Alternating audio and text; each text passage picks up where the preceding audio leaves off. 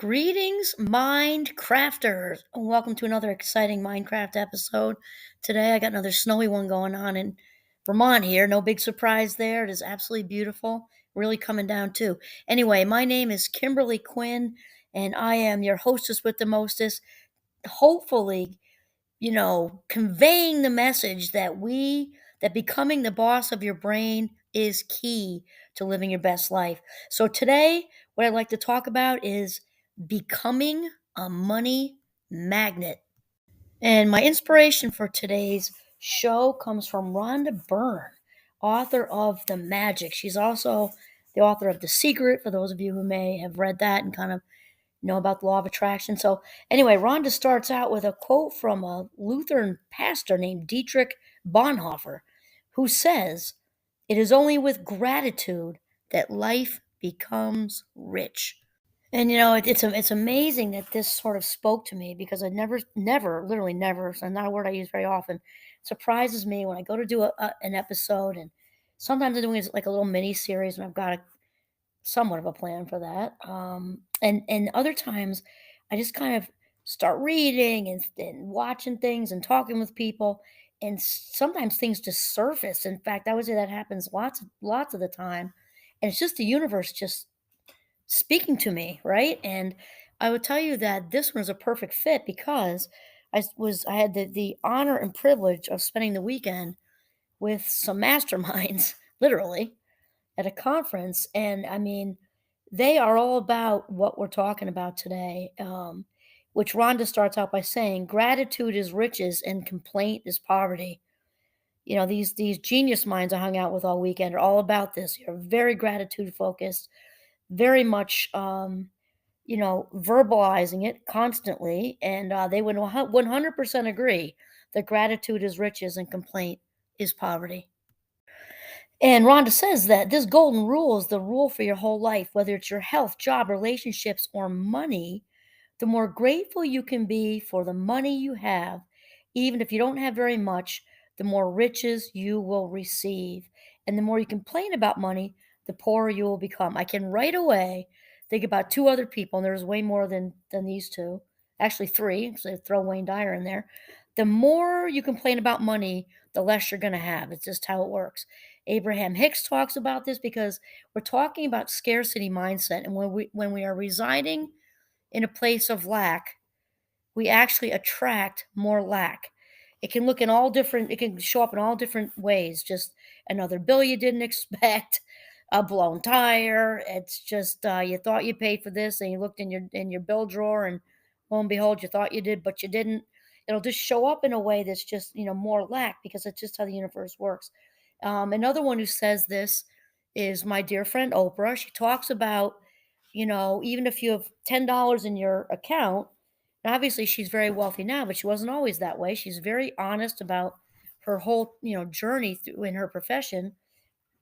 And, if you've got $10, at least it's positive, right? You're in the black instead of the red, having negative $10. So being thankful for that. And also another thing, when I was reading this, what Rhonda says, Abraham Hicks, I already said her, but she does something similar to what Rhonda does, which we're going to get into in a second. But Abraham Hicks does this whole thing where she kind of thanks her bills. Like, I'm grateful. I'm grateful for this bill because this means that whoever loaned me the money for the car or the house or the electricity, which is a service, but versus a material thing, but it's still an exchange of life minutes, right? Thank you for trusting me that I'm going to pay you. And it's interesting what Rhonda does, which we're going to get to shortly. She does something super similar. Wayne Dyer also talks about this. If we stay, in this place of scarcity, mindset, which is I don't have enough, then we're going to attract more of not having enough. If that sounds correct, which is it, which it absolutely is. So and scarcity mindset. Forgetting the authors of that book. I own a book called Scarcity, and anyway, you can look it up. I don't know the authors. It's white with with like a red title, and it's so spot on. So anyway, money isn't the only way to be scarce. We can have a scarcity of love, a scarcity of self-esteem, a scarcity of confidence, scarcity of time, scarcity of appreciation. There can be all different scarcities. It's all coming from a place of deprivation. Money is the one most people think of right away, but there are other types of scarcity besides money. So Rhonda says that most people wouldn't think they complain about money, but if there's a lack of money in their life, they're complaining without realizing it. I'm going to be honest with you, I'm no complainer. And I've caught myself in that sometimes when you're just like running through your head, the paychecks are coming in like in a week and what am I going to do with it? You're just driving. And it's easy to fall into this trap. It's very easy to fall because you don't feel like you're complaining. You think like you're just planning. But if you're planning, with negative emotion because my check's already gone, I didn't even get it yet, you're sort of subtly complaining. It's kind of like, a blatant lie versus being evasive. It's all still deceptive. Do you know what I mean? Like, it's kind of, you're still complaining, it's just not overtly complaining. So she says complaining happens through people's thoughts as well as their words. And most people aren't aware of the many thoughts in their head. Any complaining, negative, jealous, or worried thoughts, or see that, or worried thoughts. That's what we're talking about right there. Or words about money are literally creating poverty. People don't get this. I'm like so aware of this. I am so aware of this. And I got briefly like walked into that not that long ago. I was riding the Jeep. I'm planning things out, and I'm like, WTF, man. Like, where's all this going? And then she says, and of course, the biggest complaints come when money has to be paid out. And the reason is because money is an exchange of our life minutes, our precious, most valuable life minutes. So it can be frustrating when we are spending our life minutes. We could be doing lots of other things to cut hair or fix cars or perform surgery or do whatever, teach yoga, to have to then shell out, as much as we're making or more sometimes, right? It can be very frustrating. And also, please realize I've been there. I was there definitely, my 20s. I wasn't at this place yet. And for a lot of years, I really, when I thought of it and looked back, I blamed myself. There's a ton of shame involved with my whole relationship with money. Just way too much to get into in this episode. It's in one of my TED Talks, though, actually. Just, oh, it took me so long to get, quite a while, so long to work myself out of that because it was just so much was in my hard drive. And eventually I did. Now it's been quite a while.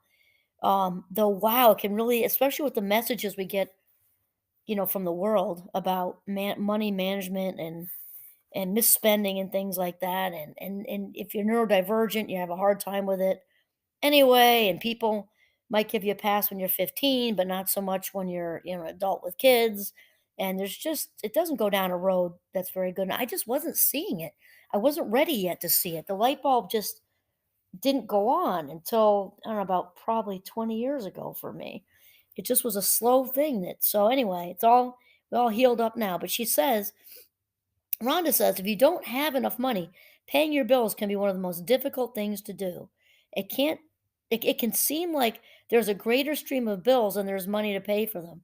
But if you complain about your bills, then what you're really doing is complaining about money, and complaining keeps you in poverty. If you hear one thing from this episode, this podcast today, it's that lack attracts more lack. And if you complain about money, you're keeping yourself in poverty. And here is why. Every single thought that crosses our mind expands, whether it's a good one or a bad one, it expands. When we allow it to hang around, as you've heard other episodes, for longer than 17 seconds, it's like pushing a really heavy, wet snowball uphill. You can still do it, but it's awfully hard. So it's really important to nip this stuff in the bud because the thoughts expand, the universe hears every single thing we think. And so if we're thinking, thank you that I have $10 in the bank and I'm not in the negs. All right. Or I'm in the negs, or thank you, I'm less in the negs than I was yesterday. Because the universe responds to gratitude.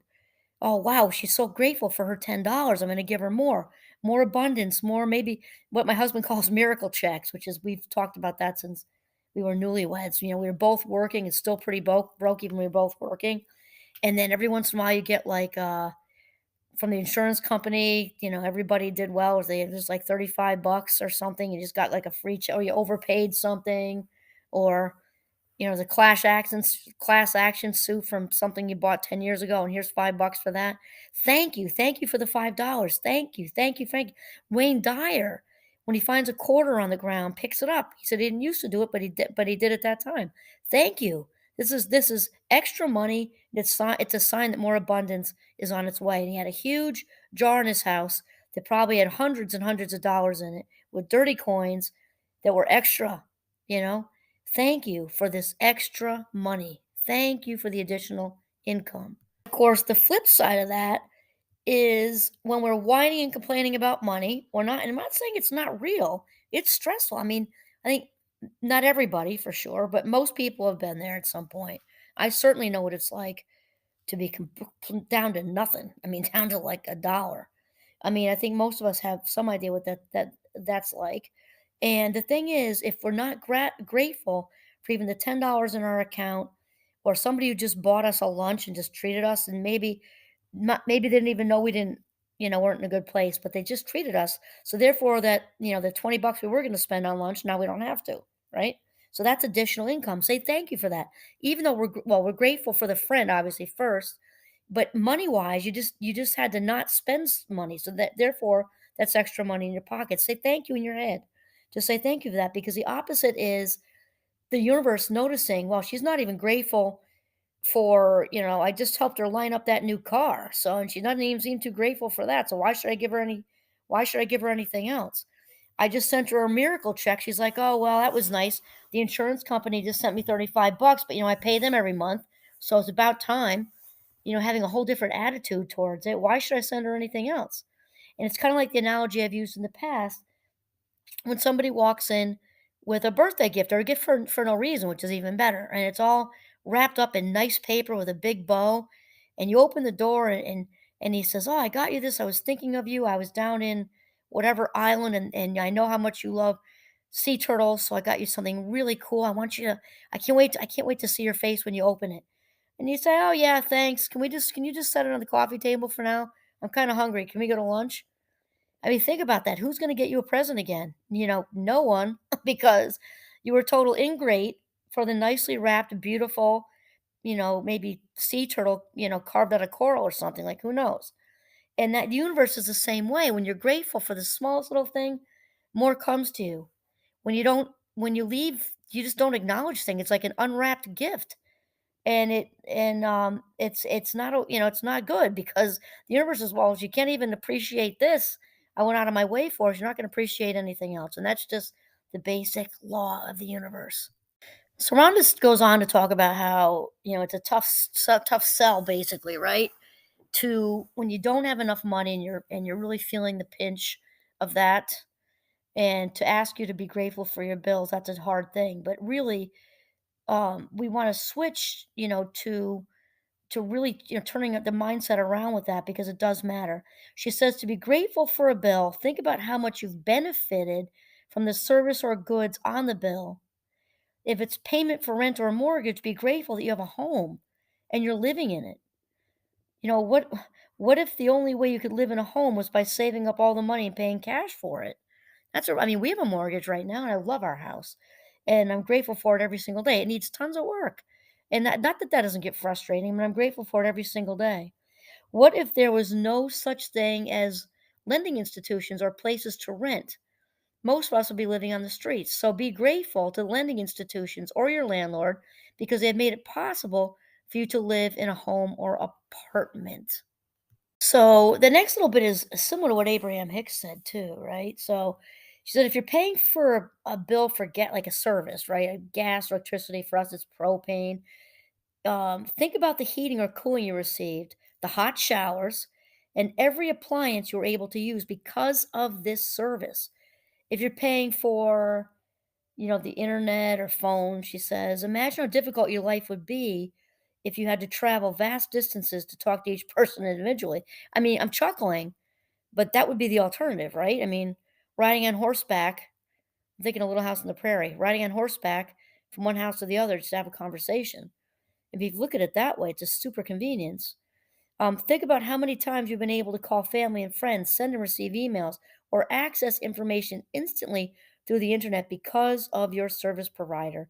All of these remarkable services are at your fingertips, so be grateful for them and be grateful that the companies trust you by providing their services before you have paid for them.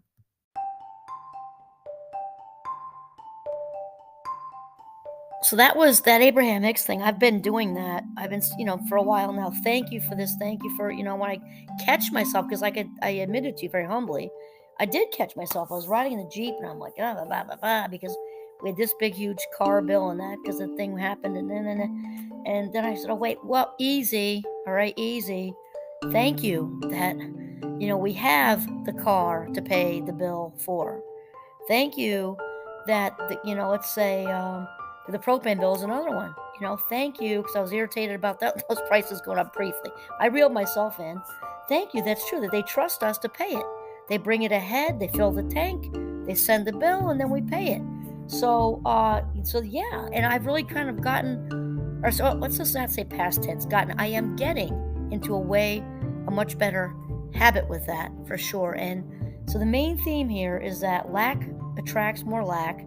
Scarcity mindset is no place we want to reside. It goes no place good. Scarcity is about more than money. It can be relationships. It can be love. It can be self-esteem. It can be time. It can be appreciation. It can be certainly a scarcity of self-value. All these other things. But residing there goes nowhere good, because the universe responds to each and every thought we have. Every thought expands, and so we've got to nip them in the bud and shift into a place of gratitude. This is how to become a magnet for money and wealth in general, which is a much broader definition. Awesome. This is Kimberly Quinn signing off from the beautiful, snowy, snuggly northern Vermont. Have a mindful day.